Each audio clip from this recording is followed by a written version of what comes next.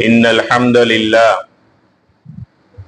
نحمده ونستعينه ونستغفره ونعوذ بالله من شرور أنفسنا ومن سيئات أعمالنا من يهده الله فلا مضل له ومن يضلله فلا هادي له أشهد أن لا إله إلا الله وحده لا شريك له وأشهد أن محمدا عبده ورسوله اللهم صل على محمد وعلى آل محمد وبارك وسلم عليه أما بعد فقد قال الله تعالى في كلامه الكريم أعوذ بالله من الشيطان الرجيم بسم الله الرحمن الرحيم إن الذين آمنوا وعملوا الصالحات كانت لهم جنات الفردوس نزلا خالدين فيها لا يبغون عنها حولا صدق الله العظيم قال النبي صلى الله عليه وسلم صلوا كما رأيتموني أصلي رواه البخاري ومسلم அளவற்ற அருளாளனும் நிகரற்ற அன்புடையோனுமாகிய எல்லாம் வல்ல அல்லாஹு தஆலாவின் பெயரால் இன்றைய குத்பா பிரசங்கத்தை ஆரம்பம் செய்கிறேன். எல்லா புகழும் புகழ்ச்சியும் உலகத்தை படைத்து பரிபாலித்துக் கொண்டிருக்கக்கூடிய அல்லாஹு தஆலா ஒருவனுக்கே உரித்தானது. அல்ஹம்துலில்லாஹ்.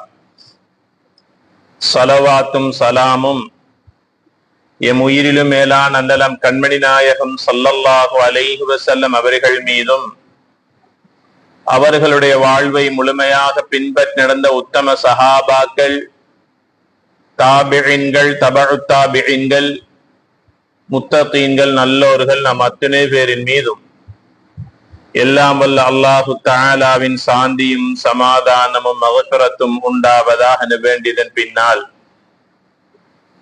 புனிதமான ஜும்ஆவுடைய கடமையை நிறைவேற்றுவதற்காக அல்லாஹு தஆலாவின் மாளிகையில வீற்றிருக்கும் அல்லாஹின் நல்லடியார்களே, தக்வாதாரிகளே, அல்லாஹுக்கு தஆலா எந்த நலவான கருமங்களை எடுத்து நடக்குமாறு நமக்கெல்லாம் ஏவிருக்கின்றானோ அவனுடைய ஏவல்களை நமது வாழ்க்கையில் எடுத்து நடந்து கொள்ளுமாறும், எந்த விடயங்களிலிருந்து முழுமையாக நமது ஆன்மாவை பாதுகாத்துக் கொள்ளுமாறு அல்லாஹு தஆலா எம்மை பார்த்து தடை உத்தரவு பிறப்பித்திருக்கிறானோ அவ்வாறான தீய விடயங்களிலிருந்து முழுமையாக நமது ஆன்மாவை பாதுகாத்துக் கொள்ளுமாறு முதலாவதாகி வடியினுக்கும் அப்பால் உங்களுக்கும் வசியத்தன்னும் நல்லுபதேசம் செய்து கொள்ளுகின்றேன். எல்லாம் வல்ல அல்லாஹ் நம் அனைவர்களுடைய பாவங்களை மன்னித்தருள்வானாக, என் பெற்றோர்களுடைய பாவங்களை மன்னித்தருள்வானாக. இந்த இடத்தில் எங்களை எல்லாம் ஒன்று சேர்த்ததை போன்று நாளை சொர்க்கத்திலும் நம்மையும் நம்மை சார்ந்தவர்களையும் ஒன்று சேர்த்தருள்வானாக. கண்ணியத்திற்கும் மதிப்பிற்கும் உரிய அல்லாஹுடைய நல்லடியார்களே, ஒரு புதிய ஹிஜ்ரி ஆண்டு மலர்ந்து இன்று பிற 22ஆம் நாளிலே நாம் இருந்து கொண்டிருக்கின்றோம். மாதங்களின் முதல் மாதம் கண்ணியமான முஹர்ரமுடைய மாதத்தையும் அல்லாஹு தஆலா நமக்கு தந்திருக்கிறான். அல்லாஹு தஆலா இவ்வுலகில் படைத்த படைப்பினங்களில் எங்களை போன்ற ஒரு சிறந்த படைப்பு இல்லை என்று அல்லாஹ் சொல்லுகின்றான். ஒரு சிறந்த படைப்பாக இந்த மனிதனை நான் படைத்திருக்கிறேன் என்று அல்லாஹ் சொல்லுகின்றான். எங்களிடத்திலே அல்லாஹு தஆலா எதிர்பார்ப்பதெல்லாம் நன்றியுள்ள அடியானாக நீ வாழ வேண்டும், நான் கடமையாக்கிய கடமைகளை சரியாக முறையாக எனக்காக நேரம் ஒதுக்கி கவனம் எடுத்து நிறைவேற்ற வேண்டும் என்று அல்லாஹு தஆலா எங்களிடத்திலே எதிர்பார்க்கின்றான். இன்னல்லதீன ஆமனு வஅமிலுஸ் ஸாலிஹாத், யார் ஒருவர் அல்லாஹ்வை ஈமான் கொண்டு சாலிஹான அமல்கள் செய்கிறார்களோ, கானத் லஹும் ஜன்னாத்துல் ஃபிர்தௌஸி நுஸுலா, ஃபிர்தௌஸ் என்கின்ற சுவர்க்கத்தை அல்லாஹு தஆலா அவர்களுக்கு கூலியாக கொடுப்பான் என்று அல்லாஹ் சொல்லுகின்றான். இது சூரா கஹ்ஃபினுடைய இறுதி வசனமாக இடம்பெற்றிருக்கக்கூடிய ஒரு அருமையான ஒரு ஆயா. யார் ஒருவர் வெள்ளிக்கிழமை நாளில் சூரா கஹ்ஃபை ஓதிக் கொள்கிறாரோ அடுத்த வெள்ளி வரைக்கும் அவருடைய பாவங்கள் மன்னிக்கப்படும் என்று சொன்னார்கள் நபிகள் நாயகம் ஸல்லல்லாஹு அலைஹி வஸல்லம் அவர்கள். என்னுடைய உள்ளத்திலே ஈமான் இருக்கிறது என்பதற்கு என்ன அடையாளம்? ஒரு நாள் பொழுது நபிகள் நாயகம் ஸல்லல்லாஹு அலைஹி வஸல்லம் அவர்கள் தன் தோழர் அபூ ஹாரிஸா ரலியல்லாஹு தஆலா அன்ஹு அவர்களை மஸ்ஜிதிலே பார்க்கிறார்கள். தன் தோழரிடத்தில் ஒரு கேள்வியை கேட்டார்கள். கைஃப அஸ்பஹ்தல் யௌம் யா அபா ஹாரிஸா, அபூ ஹாரிஸாவை இன்று காலையிலே எவ்வாறு கண் விழித்தீர்கள் என்று கேட்டார்கள். அஸ்பஹ்து முஃமினன் ஹக்கன் யா ரசூலல்லாஹ், நபியே நாயகமே ஒரு உண்மையான முஃமினாக இன்று காலையிலே நான் கண் விழித்தேன் என்று சொன்னார்கள் அபூ ஹாரிஸா ரலியல்லாஹு தஆலா அன்ஹு அவர்கள். இரண்டாவது நபிகளார் அவர்கள் ஒரு கேள்வியை கேட்டார்கள். உங்களுடைய ஈமானிய தராதரம் எப்படி இருக்கிறது என்று கேட்டார்கள். என்னிடத்தில் ஈமான் இருக்கிறதா என்றால் நான் எதை காட்டி உங்களுக்கு நான் காட்டி நிரூபிக்க போகிறேன்? எவ்வளவு காட்டப் போகிறேன்? எத்தனை எண்ணி எண்ணி என்னிடத்தில் ஈமான் இருக்கிறது என்றால் காட்ட முடியுமா? முடியாது. நபிகள் நாயகம் ஸல்லல்லாஹு அலைஹி வஸல்லம் அவர்கள் ஒரு மனிதனுடைய ஈமானுக்குரிய அடையாளத்தை எங்களுக்கு பல சந்தர்ப்பங்களில் பலவாறாக சொன்னார்கள். விருந்தாளியை யார் ஒருவர் முகம் சுளிக்காமல் சிரித்த முகத்தோடு வரவேற்று விருந்தாளியை உபசரிக்கிறாரோ அவரிடத்தில் ஈமான் இருக்கிறது என்பதற்கு அடையாளம் என்று சொன்னார்கள். பேசினால் நல்லதை பேசுகிறான், பேசுவதற்கு வார்த்தை இல்லை என்றால் மௌனமாக இருக்கிறான், அவனிடத்தில் ஈமான் இருக்கிறது என்பதற்கு அடையாளம் என்று சொன்னார்கள். அண்டை அயல் வீட்டுக்காரர்களுக்கு தன்னுடைய சொல் செயல் நடத்தையினால் அநியாயம் செய்யாமல் வாழ்கிறானே, இவனிடத்தில் ஈமான் இருக்கிறது என்று சொன்னார்கள். உயிரினங்களுக்கு அநியாயம் செய்யாமல் படைப்பினங்களோடு இரக்கமாக நடந்து கொள்கிறார்களே, இவனிடத்தில் ஈமான் இருக்கிறது என்று சொன்னார்கள். யார் ஒருவரை அதிகமாக பள்ளியிலே வந்து காணுகிற போது, பள்ளியிலே யார் ஒருவரை அடிக்கடி காணுகிறீர்களோ அவருடைய கல்விலும் ஈமான் இருக்கிறது என்று சொன்னார்கள். இப்படி பல சந்தர்ப்பங்கள் பல அடையாளங்களை சொல்லியிருக்கிறார்கள்.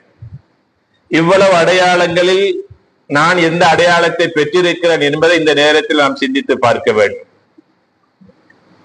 அபூ ஹாரிஸா ரலியல்லாஹு தஆலா அன்ஹு அவர்களிடத்திலே கேட்கிறார்கள், உங்களுடைய ஈமானை பற்றி சொல்லுங்கள் என்று கேட்ட போது அபூ ஹாரிஸா ரலியல்லாஹு தஆலா அன்ஹு அவர்கள் சொல்லுகிறார்கள், நபியே நாயகமே, தொழுகைக்காக நான் தக்பீர் கட்டினால் அர்ஷுடைய ரஹ்மானுக்கு முன்னால் நான் நிற்பதை போன்று உணர்கிறேன் என்று சொன்னார். என்னுடைய கண்களால் என் இறைவனை பார்க்காவிட்டாலும் என்னை படைத்த ரப் என்னை பார்த்து கொண்டிருக்கிறார் என்ற சிந்தனையோடு நான் தொழுகையிலே தக்பீர் கட்டுகிறேன் என்று சொன்னார். என் வாழ்க்கையில் தொழுகிற கடைசி தொழுகை இதுதான் என்ற சிந்தனையோடு நான் தொழுகையிலே நிற்கிறேன் என்று சொன்னார். கண்ணியத்திற்குரிய அல்லாஹ்வுடைய நல்லடியார்களே, நபிகளார் ஸல்லல்லாஹு அலைஹி வஸல்லம் சொன்னார்கள், உங்களுடைய ஈமானை பற்றி எனக்கு என்ன தெரியாதா? உங்களுடைய வாயிலிருந்து இப்படியான ஒரு விடையை, நல்லது ஒரு திருப்தியான ஒரு பதிலை நான் எதிர்பார்த்தேன், அது சரியாக இருந்தது, இது ஒரு முஃமினுக்குரிய அடையாளம் என்று சொன்னார்கள் நபிகள் நாயகம் ஸல்லல்லாஹு அலைஹி வஸல்லம் அவர்கள். 60 வருடங்களாக தொழுது கொண்டிருக்கிறோம். எங்களுடைய ஈமானிய நிலை என்ன என்பதை சிந்தித்து பார்க்க வேண்டும். 70 வருடங்களாக நம் மத்தியிலே சில மூத்தோர்கள் பெரியோர்கள் தொழுது கொண்டு அல்லாஹ்வை சுஜூது செய்து கொண்டிருக்கிறார்கள். அவர்களுடைய நிலை என்ன, அவருடைய ஈமானிய தராதரம் எப்படி என்று நாம் கொஞ்சம் சிந்தித்து பார்க்க வேண்டியிருக்கிறது. ஒரு நாள் நபிகளார் ஸல்லல்லாஹு அலைஹி வஸல்லம் சஹாபாக்களுக்கு பயான் நிகழ்த்தி கொண்டிருக்கிற போது ஒரு செய்தியை சொன்னார்கள்.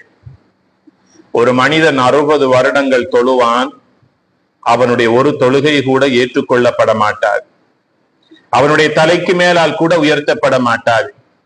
அழுக்கு படிந்த ஒரு துணியை, ஒரு பேப்பரை நாங்கள் கசக்கி மூளையிலே தூக்கி எறிவதை போல அல்லாஹு தஆலா அவனுடைய முகத்திலே தூக்கி எறிந்து விடுவான், அவனுடைய தலைக்கு மேலால் கூட ஒரு தொழுகை கூட உயர்த்தப்படாது என்று சொன்னார். 60 வருட தொழுகை வீணாகிவிட்டது.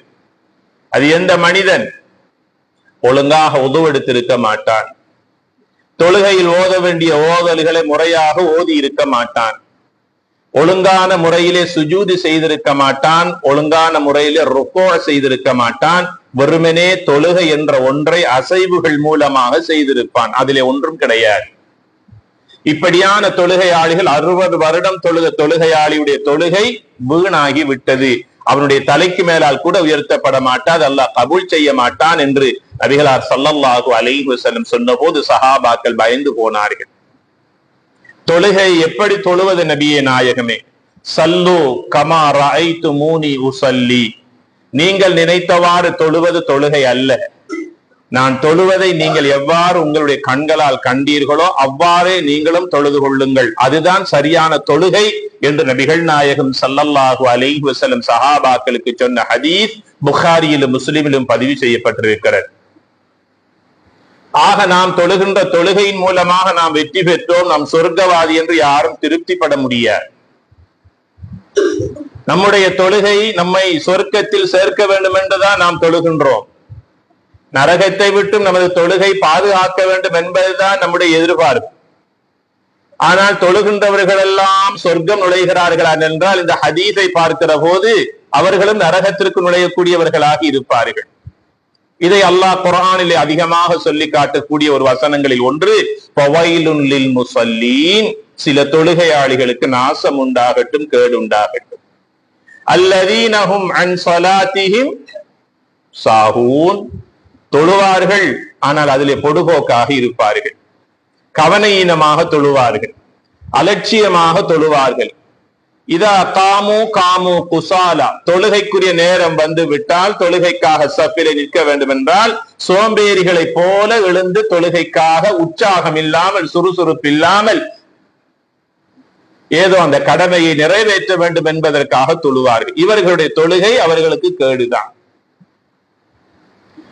வயலுன் லில் முஸல்லீன், இந்த சூரா இருக்கக்கூடிய இந்த ஆயத்து இருக்கக்கூடிய சூரா அரஐத்தல்லதி யுகذிபு பித்தீன், எம்மில் அனைவருக்கும் இது பாடமான ஒரு சிறிய சூரா.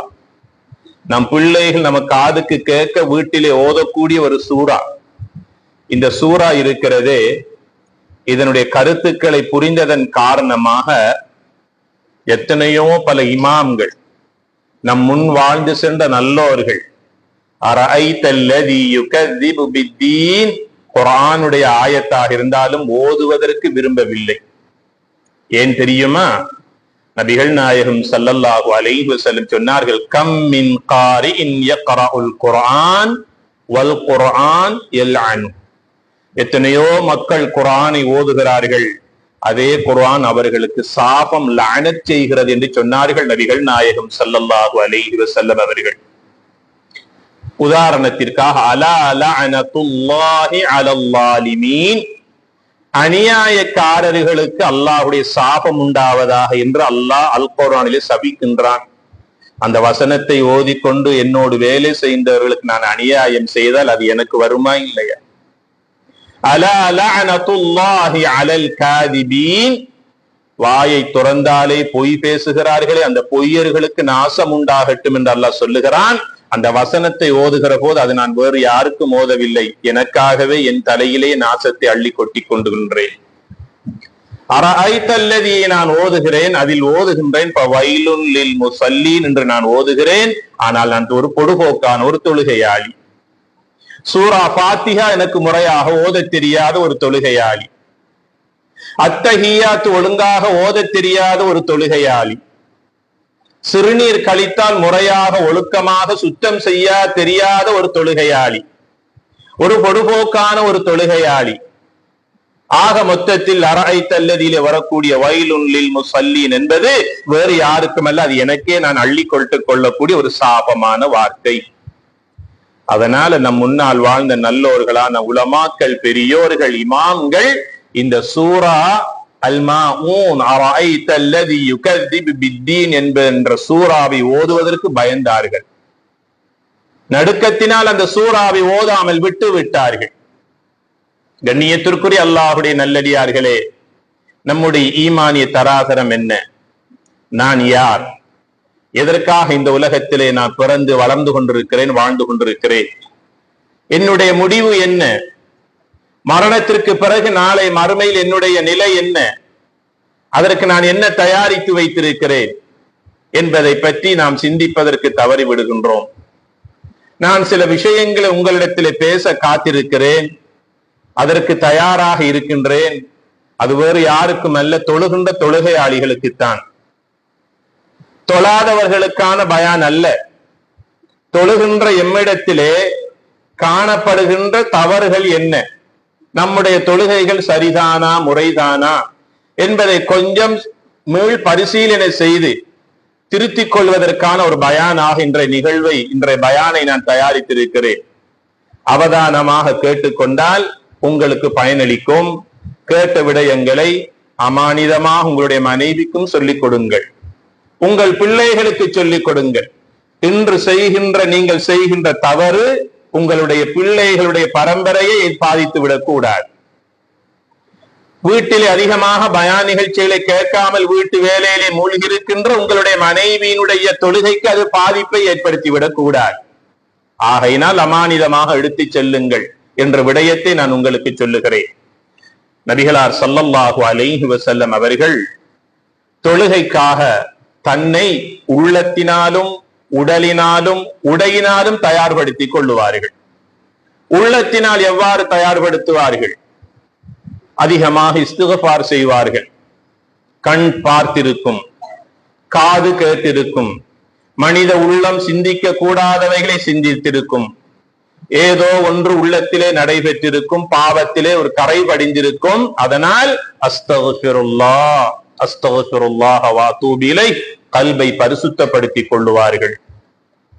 உது செய்வதற்கு முன்னால் கிபிலாவுடைய திசையை முன்னோக்கி உது செய்வார்கள். பிஸ்மில்லாவோடு உதுவை ஆரம்பிப்பார்கள். ஒவ்வொரு உறுப்பையும் 3 தடவைகள் கழுவிக் கொள்ளுவார்கள். 4வது தடவை கழுவது இஸ்ராப், மக்ரூஹ், வெறுக்கப்பட்ட ஒரு செயலாகும். ஒவ்வொரு உறுப்பையும் வலது பக்கமாக கழுவுவதிலே அவர்கள் ஆசைப்படுவார்கள்.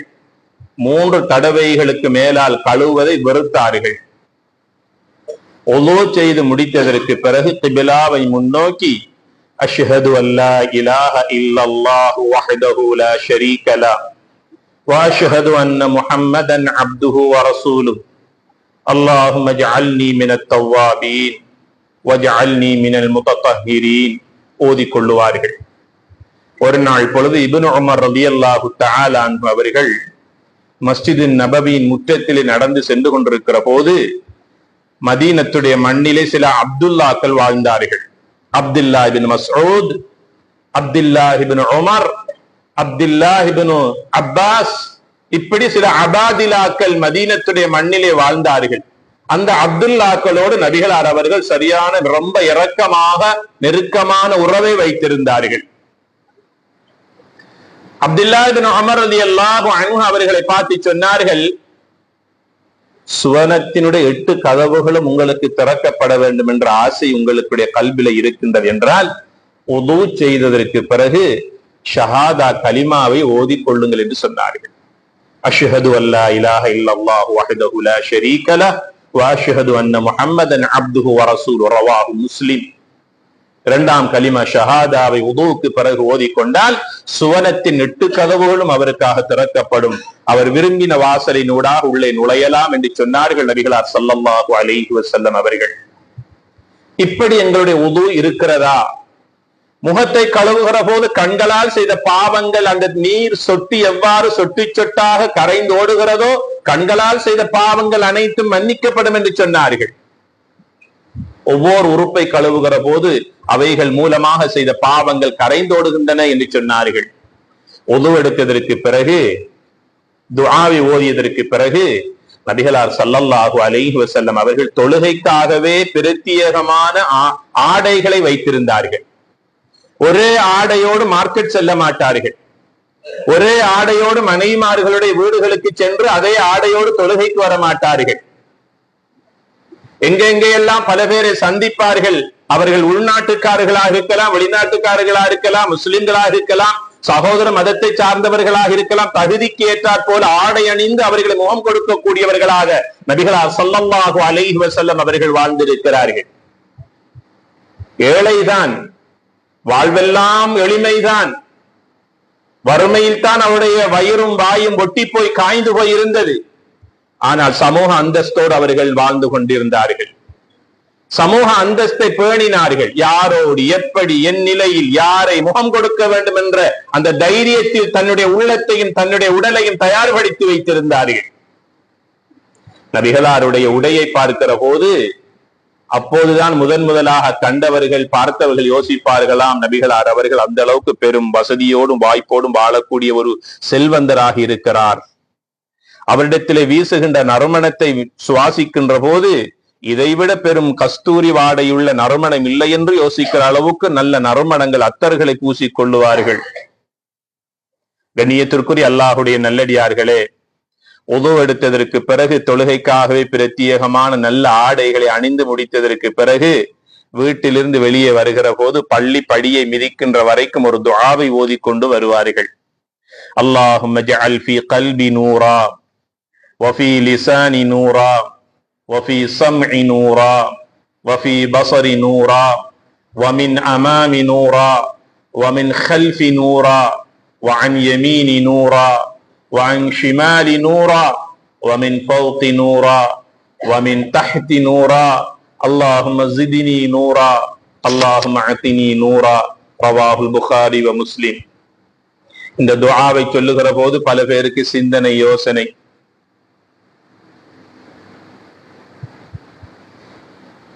எத்தனையோ பல மொழிகளையும் லாங்குவேஜ்களையும் படித்து விட்டோம், புரிந்து விட்டோம். போன இடமெல்லாம் வென்று பேசி அவனுடைய வாயை அடைத்து விட்டு வருகின்றோம். எவ்வளவு கெட்டித்தனம் நம்மிடத்தில் இருக்கிறது. எவ்வளவு பேச்சுக்கள், எவ்வளவு பேரை வாயால் பேசி அவர்களை மட்டம் தட்டுகின்றோம். ஆனால் இந்த சபையில இருக்கக்கூடியவர்கள் எத்தனை பேருக்கு நான் ஏற்கனவே சொன்ன 2ஆம் கலிமா ஷஹாதா பாடம் என்பதை சுய பரிசோதனை செய்து பாருங்கள். கண்ணியத்திற்குரியவர்களே, ஒரு கேவலமான ஒரு நிலையில என் சமூகத்தில் உள்ளவர் பல பேர் வாழ்ந்து கொண்டிருக்கிறார்கள் என்பது ஒரு கசப்பான உண்மை. 60 வருடங்களாக தொழுகின்றவருடைய அத்தஹியாத்தை கேட்டால் முழுமையாக ஓத தெரியாத ஒரு நிலை எங்களுடைய சமூக நிலை. நபிகளார் ஸல்லல்லாஹு அலைஹி வஸல்லம் அவர்கள் இந்த துஆவை ஓதிக்கொண்டே வருவார்கள். அதனுடைய சுருக்கமான கருத்து, இறைவா, என்னுடைய வாழ்க்கையில் என்னுடைய வலப்பக்கம், இடப்பக்கம், என் முன்பக்கம், பின்பக்கம், தலைக்கு மேலால் காலுக்கு கீழால் என் உள்ளத்தையும் என் வாழ்க்கையால பிரகாசம் உள்ளதாக்கி தருவாயாக. நூறா, பிரகாசம், ஒளிமயமான வாழ்வு, பிரகாசமான வாழ்க்கை. இந்த துஆவை ஓதிக்கொண்டே பள்ளியின் படியை வந்து மிதிப்பார்கள். இடது காலை முதலாவது செருப்பை கலட்டி கொள்ளுவார்கள். செருப்பணிகிற போது வலது காலை பிஸ்மில்லா சொல்லி அணிய வேண்டும். கலட்டுகிற போது ஷூவோ சொக்ஸோ செருப்போ இடது காலை கலட்ட வேண்டும். கலட்டுகிற போது பிஸ்மில்லா. பள்ளிக்குள்ளே கால் வைப்பார்கள். அல்லாஹும்ம ஃப்தஹ்லி அப்வாப ரஹ்மதிக், யா அல்லாஹ், உன்னுடைய ரஹ்மத்துடைய கதவுகள் அனைத்தையும் எனக்கு திறந்து விடியா அல்லாஹ். ரஹ்மத் எதிலே இருக்கிறது? எம்முடைய உழைப்பிலே இருக்கிறது, எமது வருமானத்திலே இருக்கிறது, எம்முடைய பிள்ளைகளுடைய வாழ்க்கையில் இருக்கிறது, நாம் வாழும் வீட்டிலே ரஹ்மத் இருக்கிறது, நாம் பிரயாணம் செய்யும் வாகனத்திலே அல்லாஹ்வுடைய ரஹ்மத் இருக்கிறது.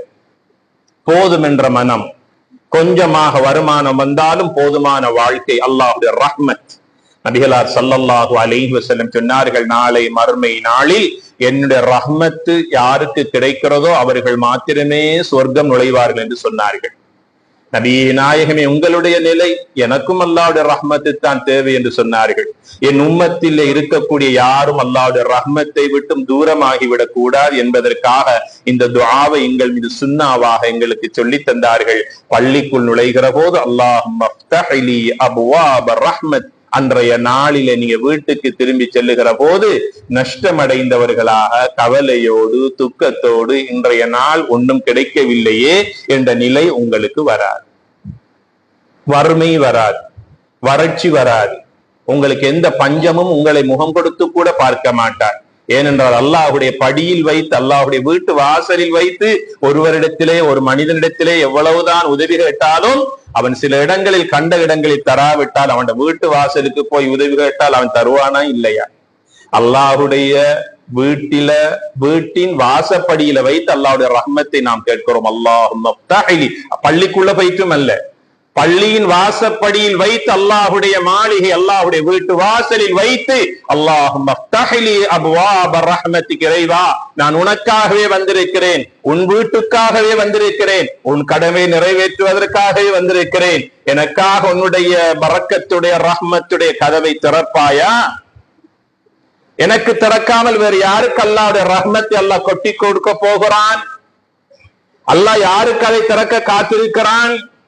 அவனுக்காக சுஜூது செய்து, அவனுக்காக ருக்கூ செய்து, அவனுடைய கலாமை ஓதுகின்ற எனக்கு அல்லாஹ் திறக்காமல் வேறு யாருக்கு அல்லாஹ் திறக்க பார்த்து கொண்டிருக்கிறான்? கண்ணியத்திற்குரிய அல்லாஹுடைய நல்லடியார்களே, நபிகளார் ஸல்லல்லாஹு அலைஹி வஸல்லம் இந்த துஆவை ஓதிக்கொண்டு வலது காலை உள்ளே வைத்து மஸ்ஜிதுக்குள்ளே செல்லுவார்கள்.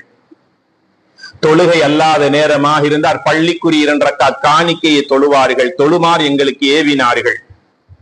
இமாமத்தினுடைய முசல்லாவுக்கு செல்வதற்கு முன்னால் இமாமுடைய வலது பக்கமாக உட்கார்ந்து கொள்ளுவார்கள். சஹாபாக்களை பார்த்து சொன்னார்கள், சஃப்புகளிலேயே ஆண்களுடைய சிறப்பான சஃப் முதல் சஃப் ஆகும் என்று சொன்னார்கள். பெண்களுக்கு சஃப்புகளிலேயே சிறந்த சஃப் பின்னால் இருக்கக்கூடிய சஃப் என்று சொல்லிவிட்டு சொன்னார்கள், இன்னல்லாஹ வ மலாயிகத்தஹு யுஸல்லூன அலா மயாமினிஸ் ஸுஃபூஃப், இமாமினுடைய வலப்பக்கமாக இருக்கக்கூடியவர்களுக்கு அல்லாஹும் அவருடைய மலக்குகளும் ரஹ்மத் செய்வார்களாக என்று துஆ செய்தார்கள். பள்ளிக்குள்ளே வருகிற போது முதல் சப்புக்காக நாங்கள் இடம் பிடிக்க வேண்டும். சொர்க்கத்தில் முதல் இடத்தை அல்லாஹு தஆலா தருவதற்கு போதுமானவன். சூரா வாக்கியாவில் அல்லாஹ் சொல்லுகின்றான், அஸ்ஹாபுல் யமீன், அல்லாஹுடைய வலப்பக்கமாக நிற்கக்கூடிய சொர்க்கவாதிகள் சீதேவிகள் என்று அல்லாஹ் வர்ணித்து சிறப்பித்து சொல்லுகிறான். மஸ்ஜிதுக்கு அல்லாஹ்வுடைய மாளிகைக்கு வந்தால் இமாமுடைய வலப்பக்கமாக இடம் எடுப்பதற்கு நாங்கள் முயற்சிக்க வேண்டும். அதற்காக இடப்பக்கத்தில் இடம் இருக்குமே இருந்தால் அதை விட்டு விட்டு வலப்பக்கமாக வருவதல்ல. தொழுகையாளிகளிடத்திலே காணப்பட வேண்டிய சிறந்த பண்புகளை நான் உங்களுக்கு அடையாளப்படுத்தி கொண்டிருக்கிறேன். நபிகளார் ஸல்லல்லாஹு அலைஹி வஸல்லம் அவர்கள் தொழுகையை முடித்ததற்கு பிறகு முஸல்லாவிலிருந்து உடனே எழும்ப மாட்டார்கள்.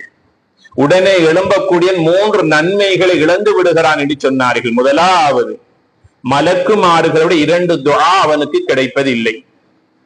நபிகளார் ஸல்லல்லாஹு அலைஹி வஸல்லம் சொன்னார்கள், தொழுத இடத்தில் உட்கார்ந்து யார் ஒருவர் கொஞ்ச நேரம் தாமதித்து தஸ்பீஹ், ஜிக்ர், துஆ, ஸலவாத்தில் ஈடுபட்டு உதுவுடன் அதிலே இருந்து கொண்டிருக்கிறாரோ, மலக்குகள் அவருக்காக 2 துஆக்கள், அல்லாஹும்ம இக்ஃபிர் லஹு, யா அல்லாஹ் இவருடைய பாவங்களை மன்னிப்பாயாக, அல்லாஹும்ம ரஹம்ஹு, யா அல்லாஹ் இவருக்கு ரஹ்மத் செய்வாயாக.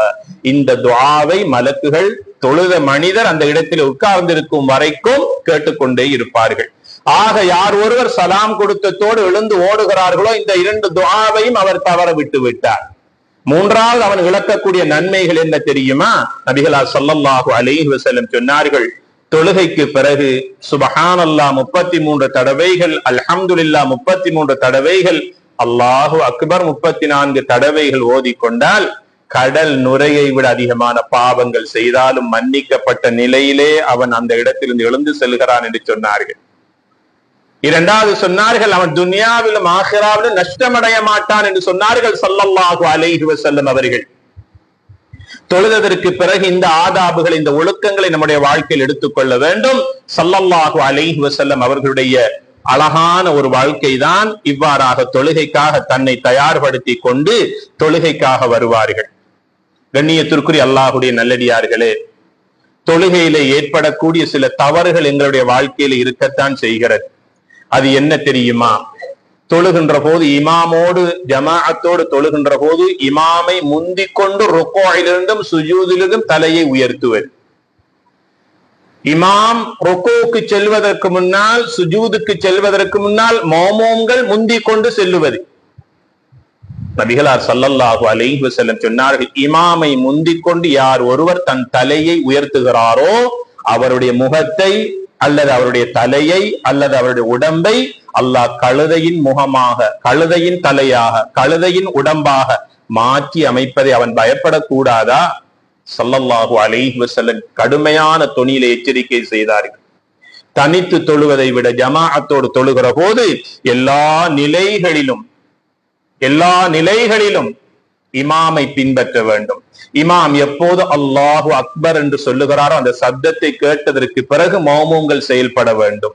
ருக்குவுக்கு செல்ல வேண்டும், சுஜூதுக்கு செல்ல வேண்டும், அதிலிருந்து தலையை உயர்த்த வர வேண்டும். அல்லாஹுடைய தூதர் சொல்லுகிறார்கள், யார் முந்திக்கொண்டு தலையை உயர்த்துகிறார்களோ அவர்களுடைய முகம், அவருடைய தலை, அவருடைய உடல் இப்படியாக மாற்றப்படுவதை அவர்கள் பயந்து கொள்ளட்டும் என்று அல்லாஹுடைய தூதர் ஸல்லல்லாஹு அலைஹி வஸல்லம் எங்களுக்கு எச்சரிக்கை செய்திருக்கிறார்கள்.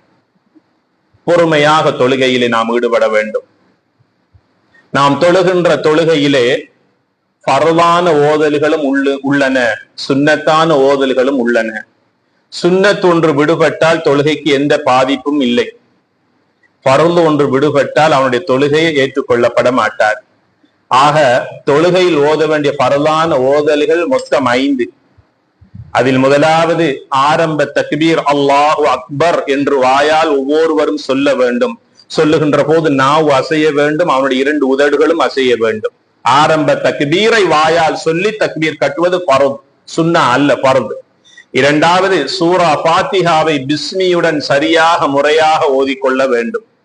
மூன்றாவது ஃபர்து கடைசி அத்தஹிய்யாத்தை கம்ப்ளீட்டாக முறையாக ஓதிக்கொள்ள வேண்டும். நான்காவது ஃபர்து கடைசி அத்தஹிய்யாத்தில் அல்லாஹும்ம ஸல்லி அலா முஹம்மதின் வ அலா ஆலி முஹம்மத் என்ற நபிகளார் மீது ஸலவாத்து சொல்ல வேண்டும். அத்தஹிய்யாத்தில் ஒருவர் ஸலவாத்து சொல்லவில்லை என்றால் அவருடைய தொழுகை ஏற்றுக்கொள்ளப்பட மாட்டார். தொழுகையில் ஓத வேண்டிய 5வது ஃபர்து வலப்பக்கம் சலாம் சொல்லுவதாகும்.